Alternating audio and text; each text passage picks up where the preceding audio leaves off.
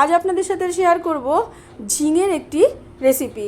নিরামিষ দিনে ঘরে থাকা একদম কম উপকরণ দিয়ে এই সুস্বাদু রেসিপিটি আপনারা খুব সহজেই কম সময়ে তৈরি করে ফেলতে পারবেন। এটি খেতে কিন্তু বাড়ির সকলেরই খুবই ভালো লাগবে। নমস্কার বন্ধুরা, সবাইকে শর্মিষ্ঠার হেসেলে স্বাগত। আশা করি সকলেই খুব ভালো আছেন। রেসিপিটির নাম ঝিঙে ডালের মেলবন্ধন। এখানে আমার 700 গ্রাম ঝিঙে, আমি কচি ঝিঙে নিয়ে নিয়েছি। তাকে ভালো করে ধুয়ে নিয়ে খোসা ছাড়িয়ে ডুমো ডুমো করে কেটে রেখে দিয়েছি।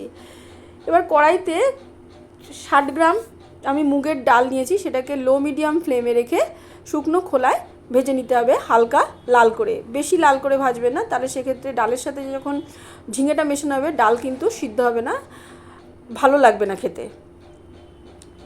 ডালটা ভাজা হয়ে গেছে। এবার কড়াইতে দিয়ে দিলাম আমি সর্ষের তেল। এটা সর্ষের তেলে রান্না হবে। তেলটা হয়ে গেলে দিলাম তেজপাতা একটা, আর দিলাম 1/4 চামচ গোটা জিরে আর 3টে কাঁচা লঙ্কা। আপনারা চাইলে শুকনো লঙ্কাও দিতে পারেন। এই সময় লো ফ্লেম রাখবেন। দিয়ে দিলাম ঝিঙে আর মুগের ডাল আর খুব সামান্য হলুদ দেব। সমস্ত কিছু দেয়া হয়ে গেলে তারপর একে হাই ফ্লেমে মিনিট 5 সাঁতলে নিতে হবে। এই রান্নাটা আমি শিখেছি আমার ভাই বউয়ের কাছ থেকে, খুব ভালো এটি রান্না করে।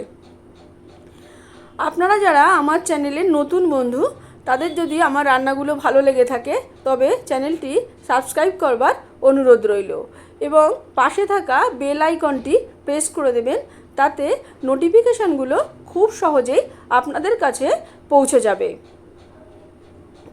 দেখুন মিনিট 5 সাঁতলানো হয়ে গেছে। এবার আমি একে লো মিডিয়াম ফ্লেমে রেখে ঢাকা দিয়ে আরও মিনিট 6-7 রেখে দেব। দেখুন মিনিট 6-7 পরে ঢাকনাটা খুলে দিলাম। ঝিঙে থেকে জল বেরিয়ে এসছে। সেই জন্য আমি আর এখানে কিন্তু ঝিঙেতে জলের ব্যবহার আর করবো না, এই জলেই কিন্তু রান্নাটা হয়ে যাবে। এবং ঝিঙেও সিদ্ধ হয়ে গেছে আর ডালও আধা সিদ্ধ হয়ে গেছে। ডালটাকে পুরো সিদ্ধ করলে ভালো লাগবে না, সেই জন্য আধা সিদ্ধই রেখে দিতে হবে, তাহলে ভালো লাগবে। এবার ঝিঙে সিদ্ধ হয়ে গেছে। এই সময় আমি দিয়ে দেবো হাফ চামচ মতো, ছোটো চামচে হাফ চামচ মতো নুন, এটা কম বেশি আপনারা করতে পারেন, আর ছোটো 1 চামচ চিনি। নিরামিষ রান্নায় চিনি দিলে খেতে টেস্ট হয়। চিনি আর নুন দেওয়ার পরে আমি একে মিনিট খানেক আবার একটু ফুটিয়ে নেব লো মিডিয়াম ফ্লেমে।